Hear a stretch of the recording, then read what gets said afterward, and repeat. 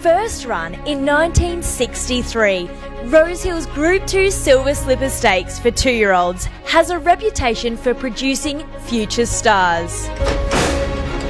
On the track, like the 2018 winner Sunlight, who went on to win over $6.5 million in prize money. And Clark gets a home in the Silver Slipper. And in the breeding barn, with 2012 winner Piero now enjoying great success as a sire.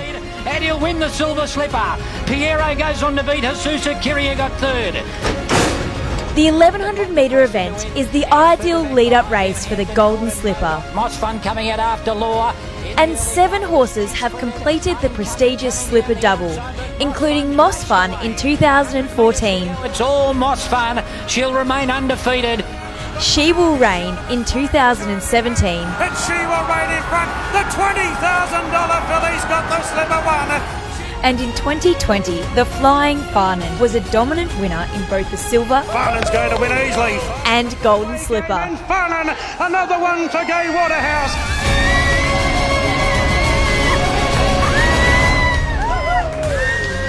Fantastic vision there, wasn't it, with Gay and Farnan and the family. So here's the trophy for the Silver Slipper. Group 2 in its own right, 300 grand. We know it's an important race, shifted to the autumn in 98, but becomes that launching pad into the Golden Slipper. These are the horses that have done it. But I think the first 3 are different world. Great horses, but that was in the spring. The last 4 are telling, and that's not that long ago. Here's Emma with Adrian Bond. The Juggernaut. What an army to choose from as well. They've had 13 individual winners this season, and these into a Golden Slipper. But looking forward to seeing a couple of horses today, but he had to take a look at the one.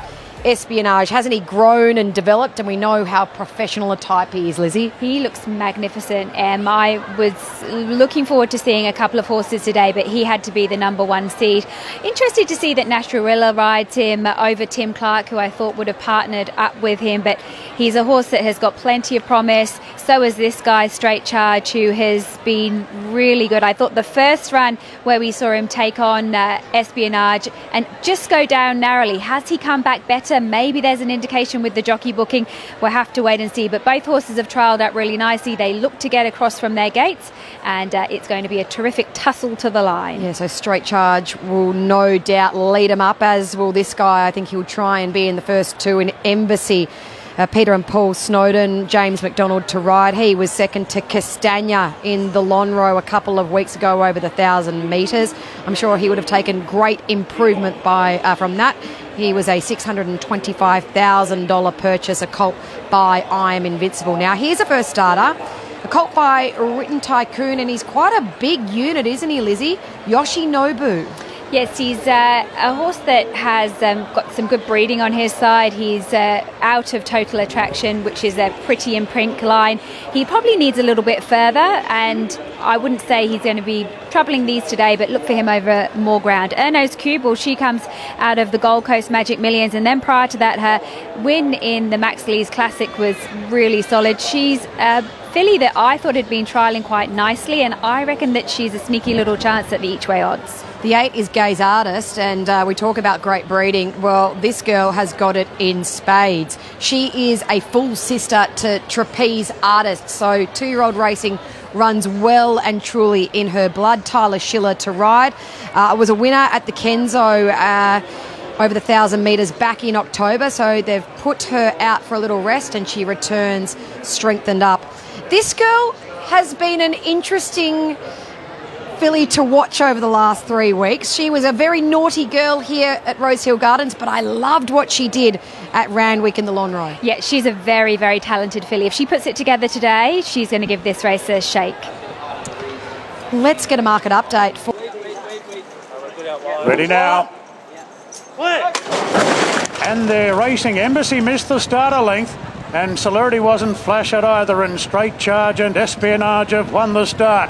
Good battle early. Espionage just has it from Straight Charge, and Clark staying pretty wide out early. Yoshinobu lands in third, followed by Gaze Artist, then Camerno's Cube Embassy, and Celerity's firing up at the rear of the field.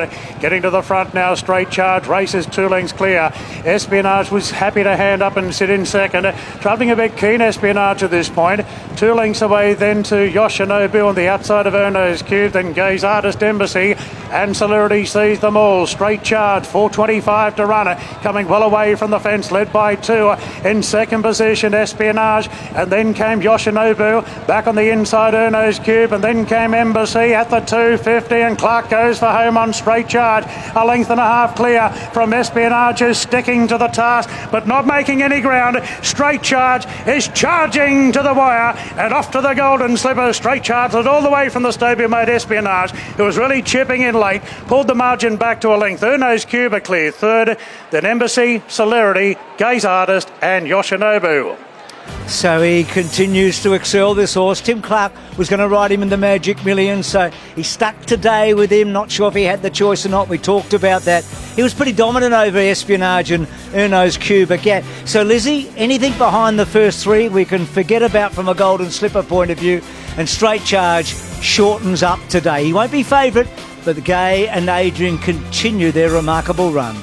Yeah, 2 very good runs. Straight Charge had to win today to get into the Golden Slipper. Espionage has got that Breeders' Plate win to his name, so he's secure now, running second in this $300,000 race. But I think that there's a lot to offer from the second horse. We have to focus on Straight Charge, who was able to really kick away at the top of the straight and just be able to have a bit of a margin on Espionage. But that was a very soft ride from Nasharilla. I think that they are looking forward to the future with him. You see at the top here, we see Straight Charge. There was an opportunity for Nash to work into the race a little bit quicker than he did, and he just followed. It was almost like a track gallop. He just followed Straight Charge into the straight. You could see Tim kicked away, and at that time, you've got a fit horse who's got that run under his belt, and you had Espionage just finding the line gradually with plenty up his sleeve.